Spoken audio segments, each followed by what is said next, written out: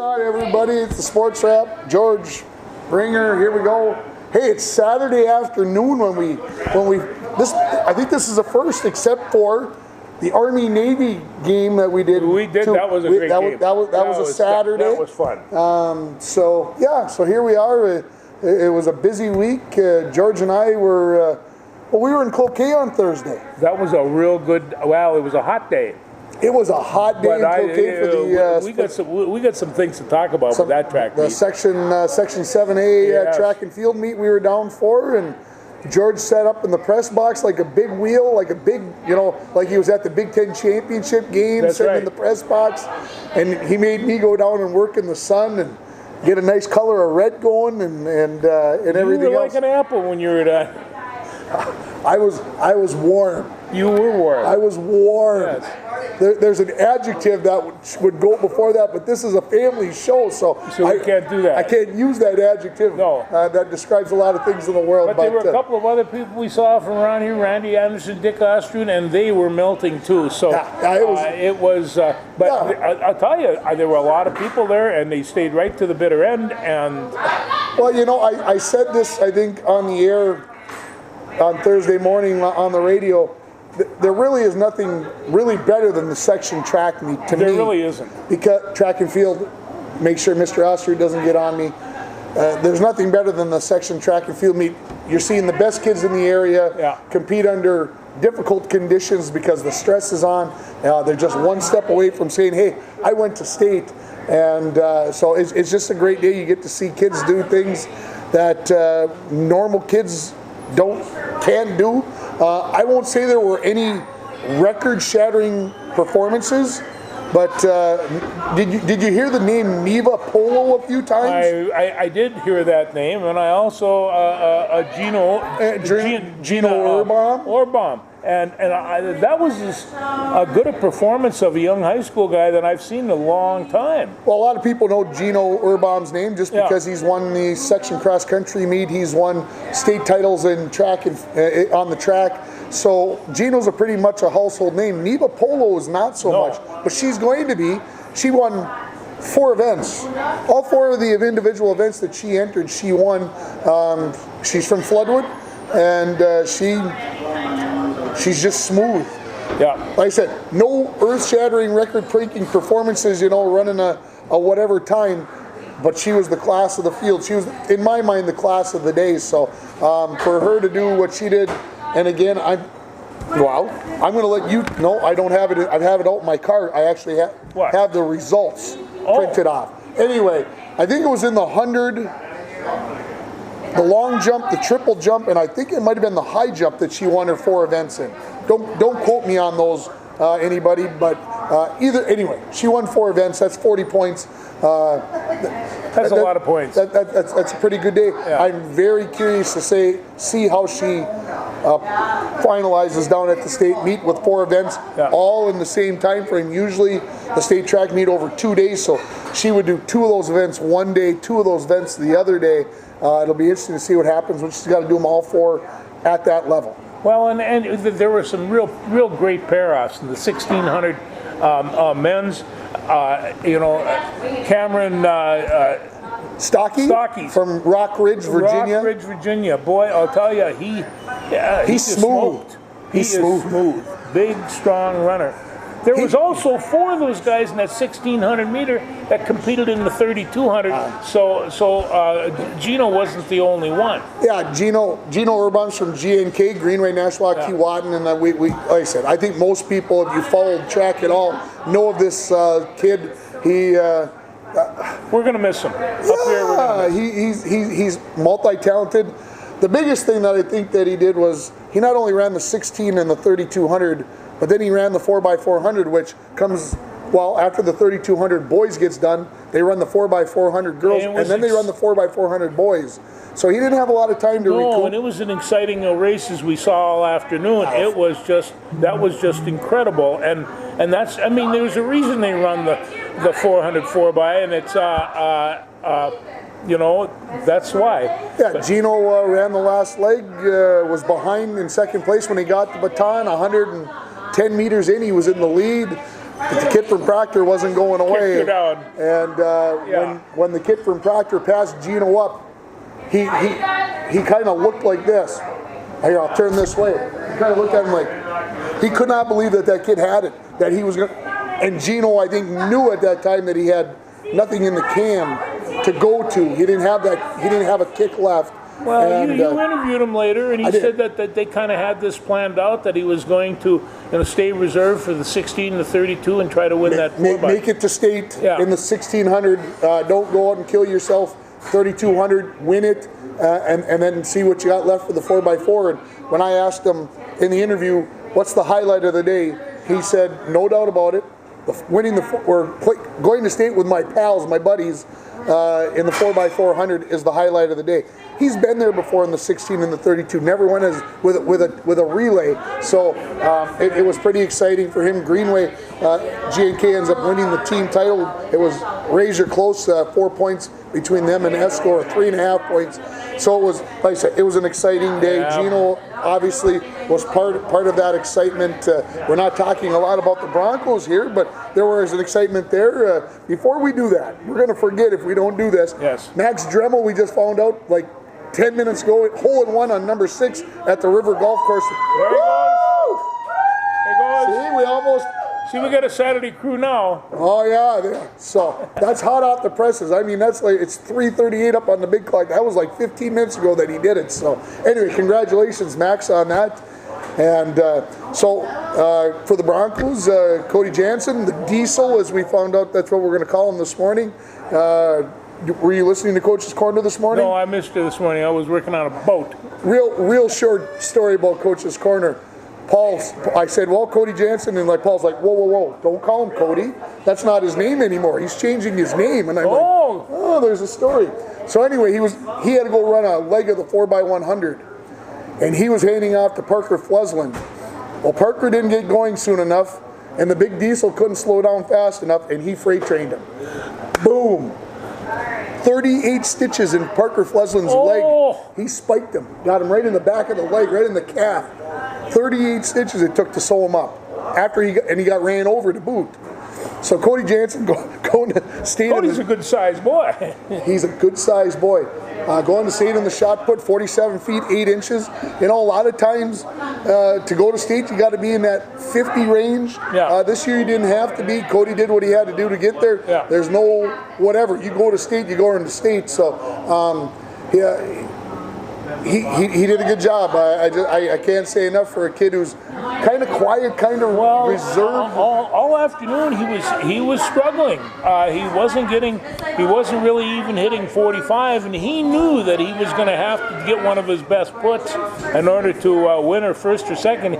He knew what he was doing, and it's like some of those shot putters. What do? They get just enough, and he did. And but I could see when he got the second put and it went out, he was in the lead for a short period, and then the other guy had a twisting the old spin. And he came over from the discus, I could tell. Yeah. And he put it up, and I could see the chalk bounce up, and I thought, oh, he has a bite with it. Yeah, he did. But it was good. Yeah, it was good. Looked like Jack Maxwell was going to go to state as well. Got announced as being in second place in the pole vault, but due to a clerical error up in the scoring booth, they put a miss in the wrong place, and they announced him as second, but was really in third place. And it's tough when you get a second place medal wrapped around your neck. You think you're going to state, and they take it off, and then they tell you got to go give it to somebody else.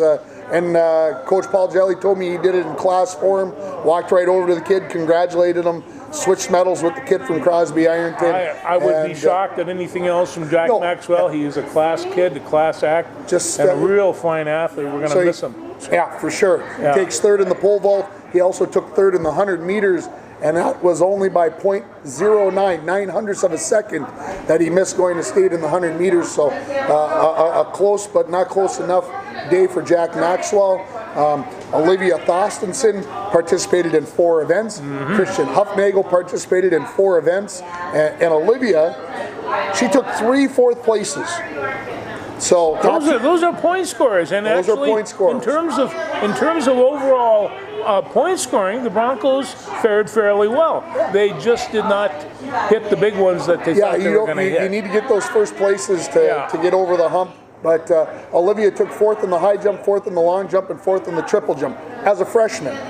So, you know, where's the ceiling for this girl? You know, she's 6 foot, 6'1". She likes to run. She's competitive. She's got, I hope she's okay with me saying this, she's got a little bit of a mean streak. She likes. Gotta have it. She was on the 4x200 that took 5th place. Guess which leg she runs? The anchor leg, because she's got that her style to it. So I can't wait to see what this girl does over the next few years. I saw a whole lot of 9th and 10th graders that were performing very, very well, and I'm thinking of, you know, the Ford family has a 4th of the team. Yeah, Ryan, Kiana, and Lorelei. All qualified to run at the section meet, participate in the section meet. And there's another one. There's a 4th Ford girl. Oh. There's a younger one yet. I don't know her name, so don't anybody. I didn't do my homework well enough, but they've got 4 of them out there, and Ryan's going to be a senior next year, so we'll see what maybe they can go run a relay together, all 4 of them. They should go run the 4x800 team and just run it that way. So we'll see what happens. I don't know how old the younger one is, but why not? And as I mentioned, Christian Huffnagel, pretty fun race in the 300 hurdles for him, but also participated in the pole vault, the triple jump, and the long jump. He's a senior. It would be fun to see what he could do next year. He's such a physical specimen. Oh, he really is a piece. Just to see what he could do. And I forgot to mention, Cody Jansen came in 6th in the discus. Braden Skifstead came in 7th in the discus. I think he was seated 13th. Man, he's only a sophomore. And he's only a sophomore. So, you know, Cody threw 134 in the discus, and he told me 1 foot further, he'd have taken 4th. So it's right there. And so the section track and field meet was a lot of fun. I keep telling everybody I didn't get to watch as much of it as I wanted to, but I got to watch enough of it to get the flavor. Actually, I got to watch quite a bit of it. It was a good deal for me. And the highlight of my day, folks, was seeing George's. Do you still have your tonsils back in here? Why? Well, because when I got that hug from that girl, I think I saw George's tonsils. His mouth dropped open. I got a nice hug from my cousin, from my cousin's wife, and George was astounded that a sweaty fat guy could get a hug from a very pretty girl. Yeah, willingly. Yeah, it was. No, we had a good time. We met some good people. They taught us real well. I don't remember the last time I saw Michelle. It's probably been a couple of years. I may have seen her at my dad's funeral, but I saw a bajillion people that day. Yeah, it's always good. And she was such a great athlete. Well, she still is probably a great athlete. When she was in high school and college, I'm sure you guys relate a few stories. Well, we did. In fact, she's got 2 daughters. One's 19, one's 14. We talked about the whole thing, and and I made a suggestion. She was the prettiest one in the family, so and she probably was. But it was a real good time. It was a good time. I'm glad we got to go together and do it because. That's the only way you get to Gordy's Hi-Hat for the cheeseburger. Gordy's Hi-Hat. The blueberry malt was pretty doggone good. Yeah. Well, the cheeseburger wasn't bad. No. So. And the onions. And the onion rings. Yeah, absolutely. So, you want to talk Women's College World Series? Let's do just a little bit of that. Here last weekend, Women's College Softball on, Men's NCAA Baseball on at the same time. I tried to watch the baseball. I tried, but I couldn't because the softball was on. And the reason why, they're going. Baseball, they go over there and they adjust themselves and blah, blah, blah, like this, and the pitcher looks in and takes 19 signs from the dugout, blah, blah, blah. And I know they take their signs, but in softball, boom, boom, here comes. Well, they're so dominated by the pitcher. Oklahoma won this championship, and they did it with G. Juarez, and she pitched, I don't know, 2 or 3 games, whatever it was, But I mean, she was doing things with this softball that really defied gravity, and Physics. No physics. it was, Yeah. and she's a good-sized girl, and boy, the power behind that pitch was, you'd just be glad you weren't getting hit by it. But there were just all kinds of really great people. One of the people that I really liked was Odyssey Alexander from James Madison. And here's a girl again that come from nothing, raised by her grandparents. They had shots of her grandparents at their home in North Carolina or wherever. And here's this just incredibly talented athlete out there playing for her teammates and for her grandma and grandpa. You don't see that kind. I went and looked up her high school, her records, her honors. She was all conference, but she wasn't all state. She wasn't whatever she did between high school and what we saw on TV. She was big deal. She was just incredible. Big deal. I just enjoyed, there was, you see the girls in the dugout cheering and screaming and applauding and getting this, and the boys are all sitting back there, scratching and ducking and wondering what's going on. I know you're not going to see Vandy till the College World Series, is because Vandy in baseball won. They won their 2 games already, beating East Carolina. But I got to watch Vandy a few years ago at the College World Series, and all the pitchers come out every couple of innings, and they go out and they stretch and whatever, and then they have some fun. So they line up and they make a field goal, and they fake like they're kicking a field goal out in the outfield, the bowling ball. They do all kinds of stuff. So Vandy's a good team. So watching Vandy at the College World Series is always fun. Well, I take a look and I hear about stories about the Negro Leagues. And when they played, you not only got a baseball game, you got entertainment. And they realized what it was. And these kids are entertainment. For instance, John Marshall had Lindsay Meeks, 4'11". She's about this high. And has a nasty bat and a nasty swing. And she's a senior this year, and it was a team favorite. They were out to their last out, and all the girls were outside of the dugout screaming for her teammate. I thought, you just don't get that. These are real live characters, and I just enjoyed watching them to no end. I was surprised. James Madison beat Oklahoma in the very first game of the tournament. Oklahoma #1 seed, and then Oklahoma had to come back through the losers bracket. They beat James Madison twice. Alabama, who was seeded 3rd, looked like they were going to be the class of that half of the bracket. They they get in. Florida State has to come through the losers bracket, and Florida State beats them twice with Montana Fouts, the pitcher for Alabama. It was shocking, and then I thought, well, Florida State doesn't have a chance against Oklahoma. They got to be out of gas. And they win the first And then they win the first game, and then they're ahead in game 2, and I'm like, Florida State's going to pull this thing off, but Oklahoma was #1 all season for a reason, and they showed it. Over the whole tournament, there were 2 Cinderellas, Florida State and James Madison. But whatever, I'll tell you, I will be watching this tournament again next year. This was as much fun of watching college sports I've had in a long time. Yeah, good stuff. It was a lot of fun. Yeah. The NCAA baseball got started yesterday with their super regionals. 8 games today. I'd like to say that I had a chance to sit down and watch some of it today, but I haven't. I hope to. Oh, I've done some clicking and got some scores, and whoever Stanford was up, they were up by 3. Okay. So, but there were 3 games going on when I left. Yeah, it's a busy time, and It is. so. It is. White Ulrich had a pretty good last week. Where is he now? I mean, what are they doing? Well, they've lost their last 4 games. But Wyatt, at some point, I think in the game on Wednesday night, when I looked at his stats, he'd gotten his batting average up to 371. There's no matter with that. Yeah. So he got 1 night off in there, and I went to check his stats from the game last night, but they must have been having website issues because I couldn't find his stats from last night or if he even played. But 4 losses in a row for the Canaries. They're playing Winnipeg right now, not in Winnipeg, in the Twin Cities, actually, I think is where they're playing. And so go out there. sfcanaries.com is the Sioux Falls Canaries website. They got a nice website. There's lots of stuff on there. There's lots of stuff on there. I find it a little cumbersome sometimes to find the stuff that I want. But I've learned my way through. I've gotten done what I've had to get done. But I think Wyatt has shown that he can play in the American Association, and I did a little more investigating.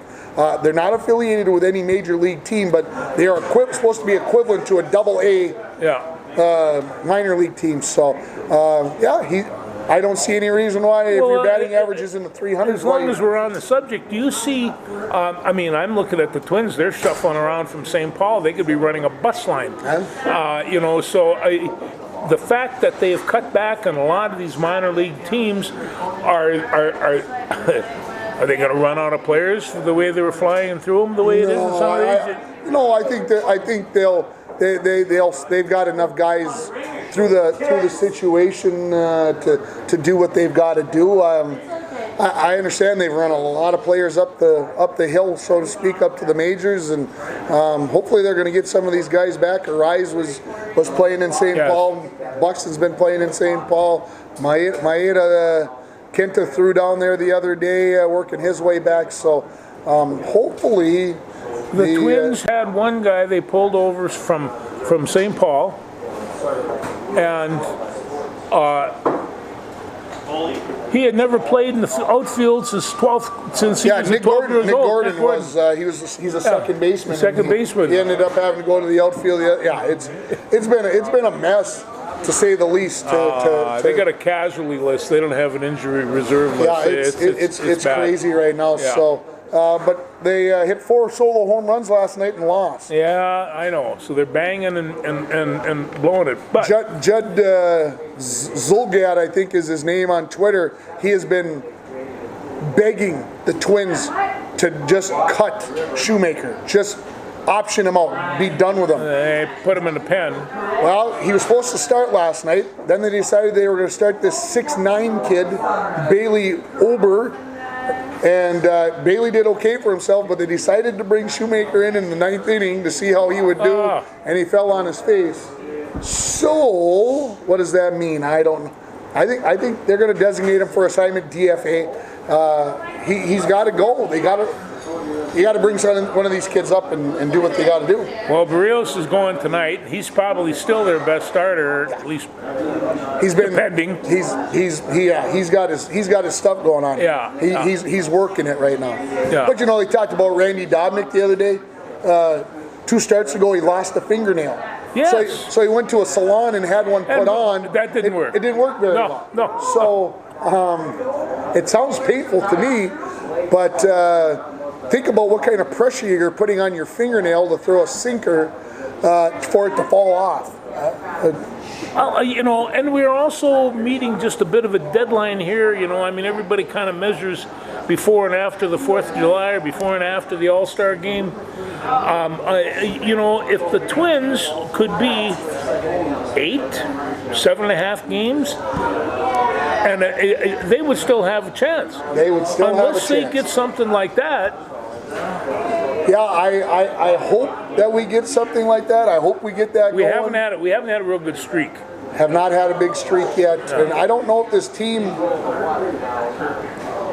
are they that soft with all the injuries? Are they soft? Are they not working the guys out hard enough? Are we taking too lax of a thing? Rocco's big into keeping his guys fresh, not getting them worked out, not blah, blah, blah. When you've got this many guys that go on the injured reserve, I understand guys are going to get hurt. You're playing a game. There's a lot of people. There's 6 or 7 major guys on this team. But this is ridiculous, is what it is. And I know we've talked about it before. Something's got to be done differently, whether it's preparation by the players or preparation by the training staff to get these guys ready. I understand accidents happen, but it's far too much. Far too much. Far too. Where do you want to go to next? Let's talk a little bit about, and we don't have to spend a lot of time on this, college football. College football. What would you like to talk about with college football? I like the redesigning the tournament. I cannot believe that they are thinking about going from 4 teams to 12. How would you like to be the mouse in the corner of that seed meeting? Well, I understand why they were at 4. They wanted to work their way in. We've talked about it so much with the spring football. 16 was a nice number. Yeah. But if you're going to go 12, are you giving 1 through 4 the benefit of the doubt to not have to play one more week?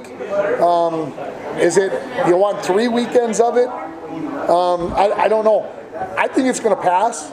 I think they see the success of the tournament. The 2 games right now is nice, but going to, I guess I should say 4 games, right? Some of them will have to play 4 to 12, and down to 8, and then they'll have so you get to play 4 weeks, I should say.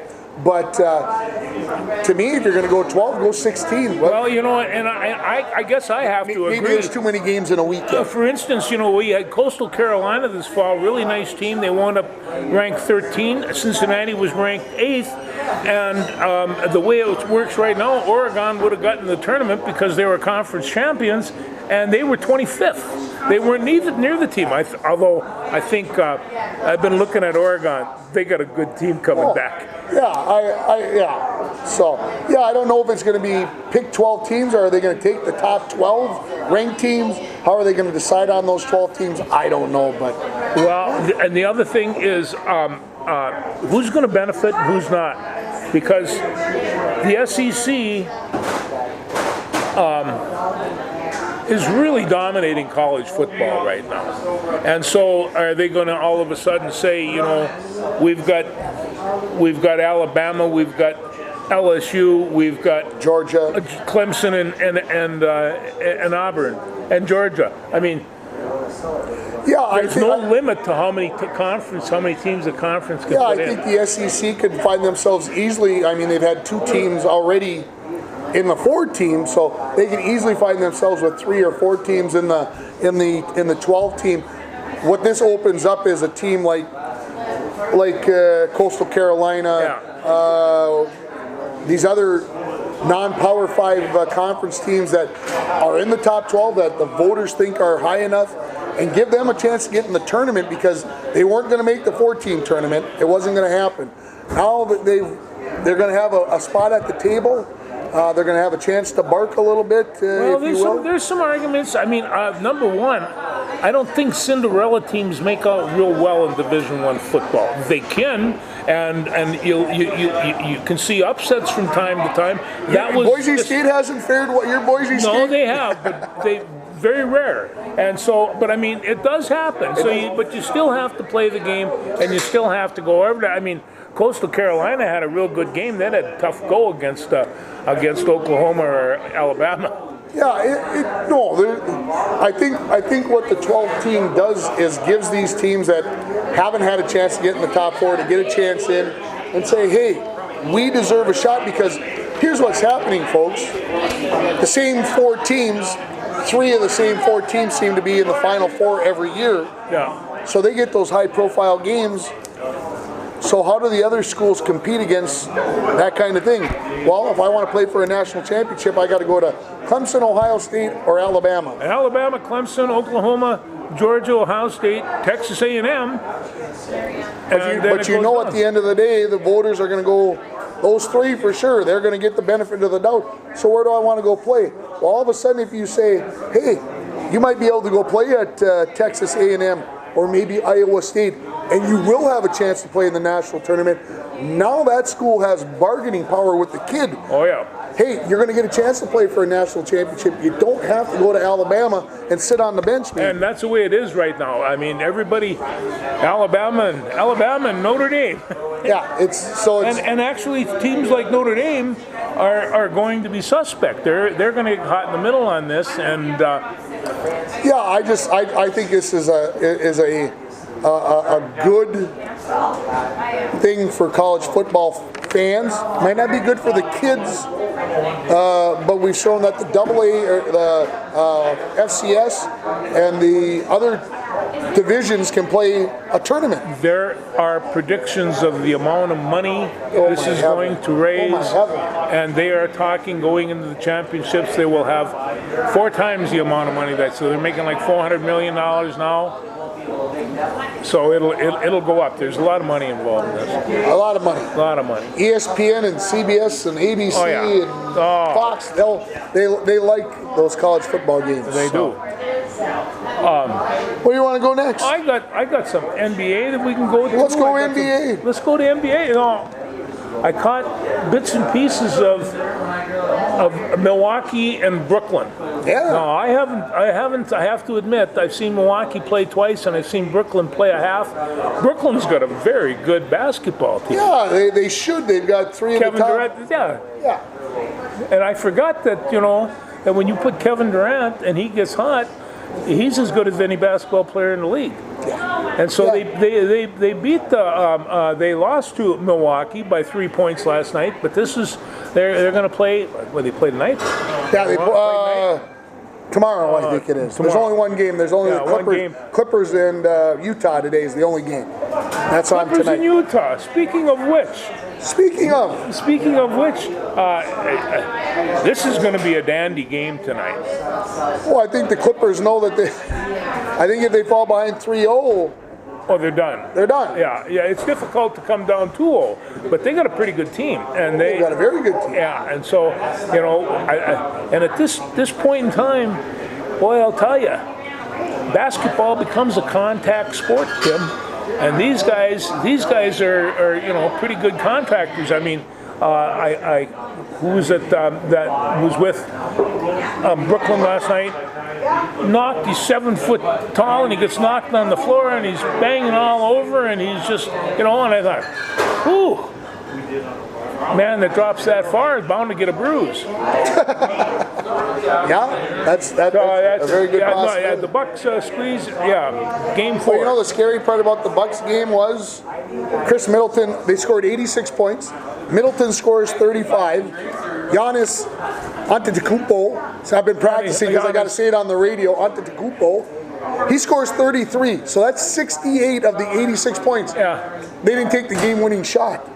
Neither one of them took the game-winning shot. I thought that was interesting. They not only that, but they made 79% of the team's scores between the two of them, and it's nice to spread it out a little bit more than that. Yeah, but the scary part was they got absolutely blown out in game 2 by like 35, 40 points. I was afraid that they wouldn't even win a game. So for Milwaukee to win a game was good for the NBA, I think, because Brooklyn is probably the team to beat. I think they are too, and so we got the other ones are Phoenix and Denver. 3-0 now for Phoenix. And Atlanta and Philadelphia. We'll just take a pause there because that's where Joel Embiid. He 7 foot, 280 pounds. He scored 27 points, 9 rebounds, 8 assists, and 3 blocks. And he could barely walk when he come off the court. So he's tough. He's got a meniscus tear. He does, and a meniscus tear. And he sprained an ankle, and he's the one that took the floor shot. Trae Young. Trae Young's a nice ball player. He is a very good ball player, and he came on today and he says, "We just have to focus a little bit.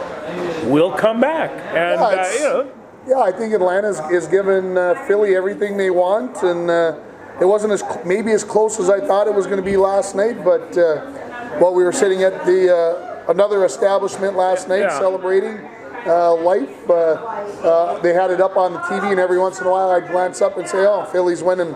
It was never really close. No, Atlanta just couldn't get back in the ball game. No, so. they really couldn't. But I'm keeping an eye on that game for sure. Lynx play tonight. They got the LA Sparks.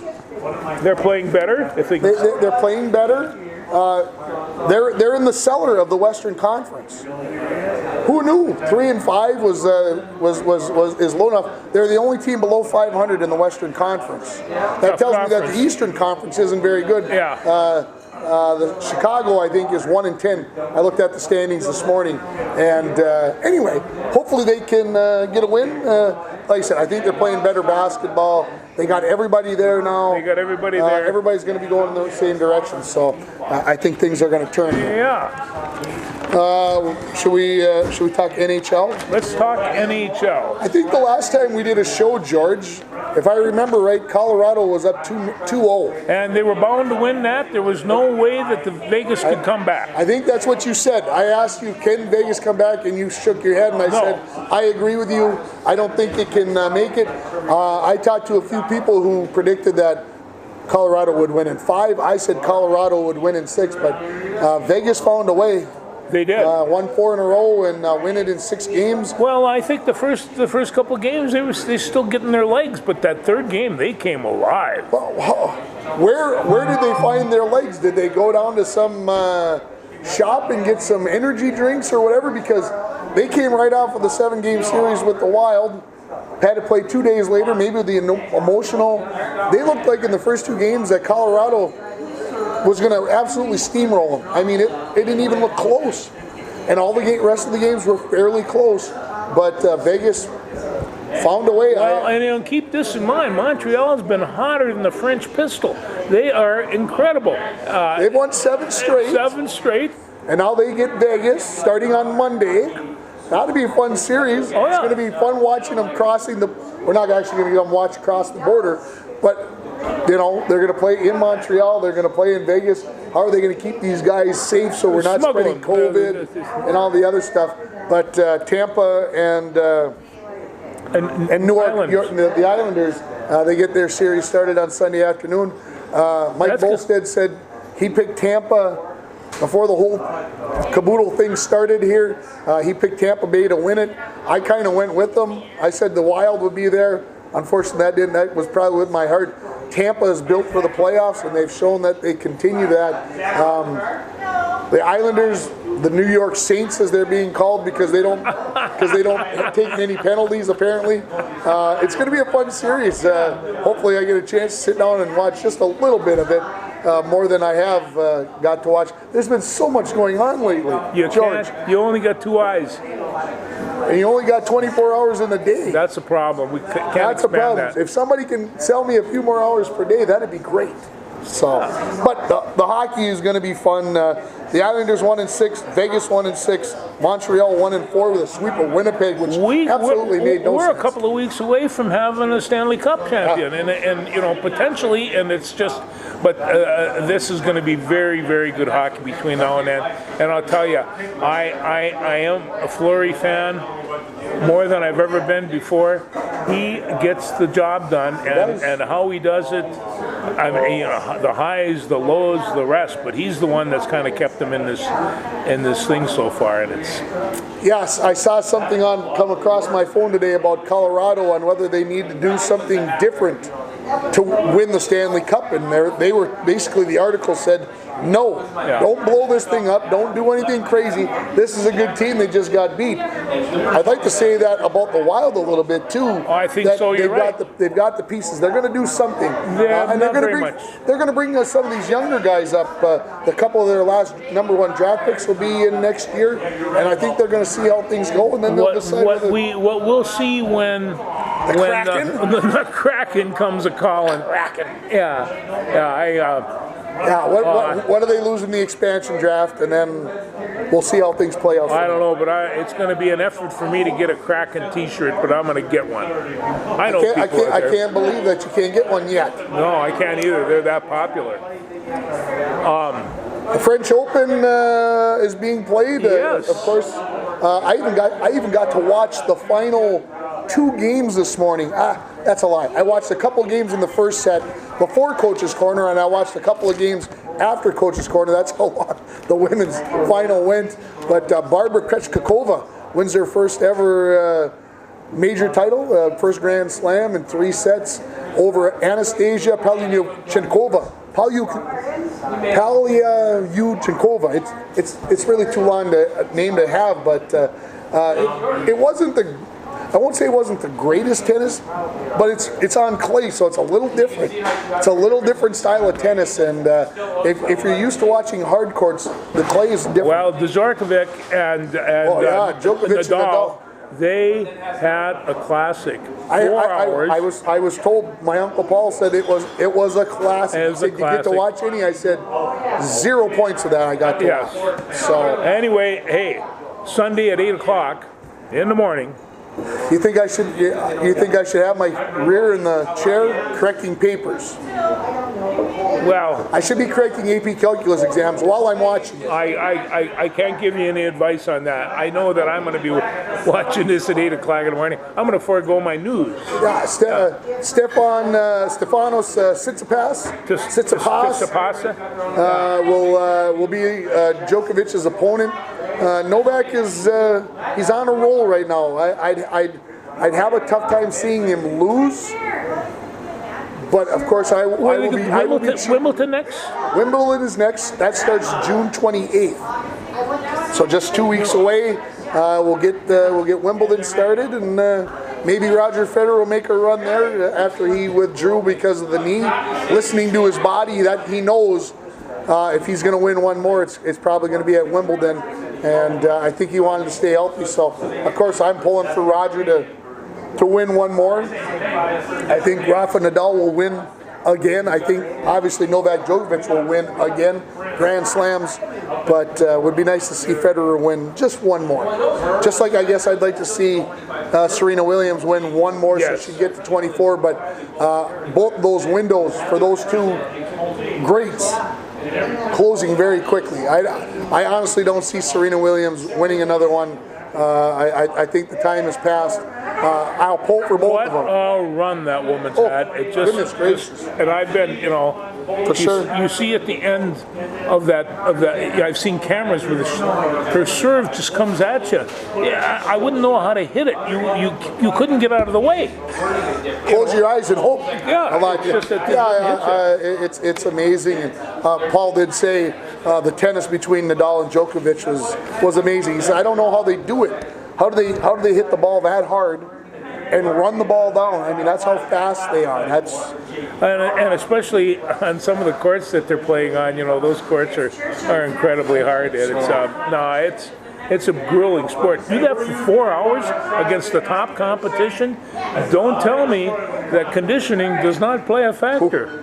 Yeah, and I know you get breaks in between games and in between sets, but it's just like anything else. You go out and do something for 4 hours. That's a test when you're doing that stuff. Yeah, it is. What do you got left? Let's see here. I got a couple of notes, I think, somewhere. You want to talk about Lexi Thompson at all? Sure. From the U.S. Women's Open golf last. Have you got notes on that? No, but I actually, when I was taking a look at my notes, I had it written down. I thought it was last week. George and I talked about this earlier in the week, not on a different show or anything, but we talked about how much women's sports we watched last weekend. Oh, it was just with the U.S. Women's Open, with the gymnastics, with the Women's College World Series going on, and these young girls on the golf, young women. Sorry, I keep saying about that. What these young women can do with a golf ball, how far they hit it, what they can do, and to seem to do it with. They don't look nervous. They don't look scared. And Lexi Thompson, unfortunately, she had that 5-shot lead coming off the 8th green, and you could tell she got tight. I'm not dissing her because I can imagine what I would do in that situation. You've got to get yourself in a situation a few times before you overcome that. She's almost the dame of the golf course these days. She's 26. She's young, and of course she's been a progeny for a long time, and she does so well. And the competition was so good, but that young Souza, she would not let it loose, and she just kept on coming. They concentrate, they focus. And I was talking to my friend, the guru down in the cities, and he was talking about Isabella Macaulay, and she says she only weighs about 95 pounds. She can hit the ball 240 yards.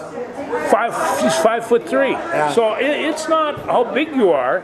It is. It's club speed. It's club head speed, and speed is everything. And we talked to Kelby on Coach's Corner this morning, and I asked her, "How far do you hit your drive?" She thought maybe in the 220 to 230 range was Charlie's guess.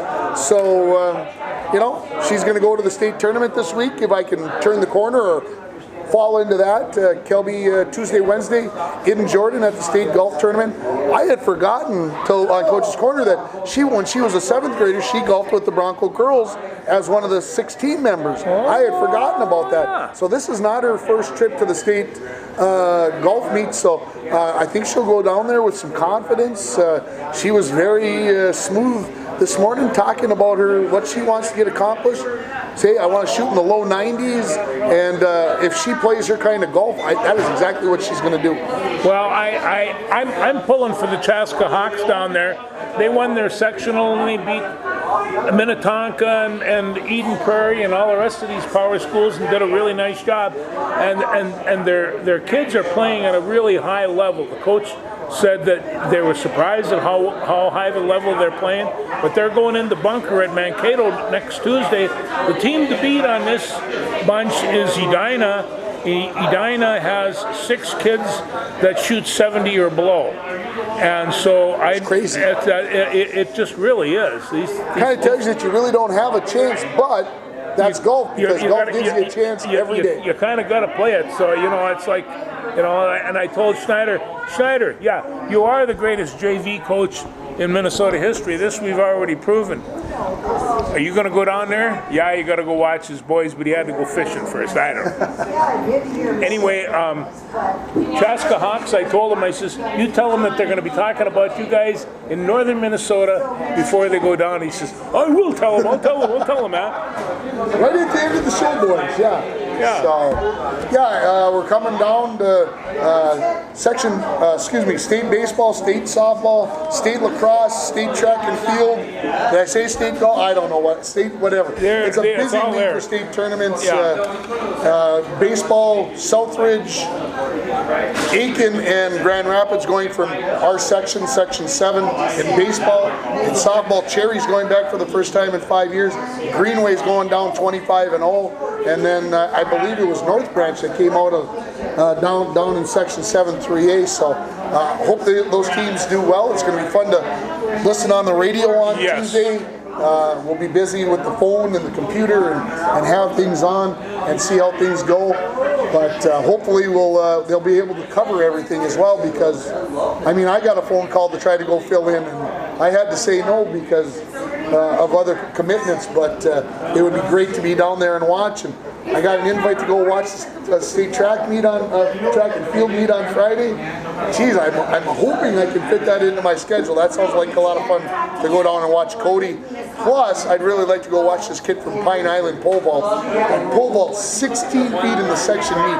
16 feet. High school kid. 16 feet. That's That's incredible. insane at the high school level. At the high school level. And the scary part is, it's the 8th best in the nation. That means there's 7 other kids out there that have gone higher than 16 feet in high school this year. That's nuts. Well, when you see these college kids going 19 feet and better, you just take a look at that, and it's such a long ways down. There was a couple of other track things. Go for redshirt freshman Kostas Zaltos. You ever heard of I won't even Zaltos? try to say it on the air. Kostas Zaltos. You might not believe this, but he's from Greece, and he is the Gopher hammer thrower, and he took 3rd in the NCAA in Eugene, Oregon, with a toss of 233 feet and 7 inches, big hammer throw.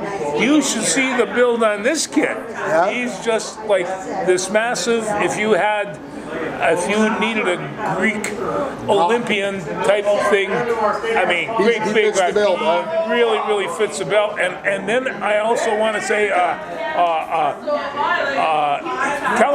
Colorado lost their starting quarterback to the portal this year, so he's going to Oregon State from Colorado. So I bet you they're really happy with that.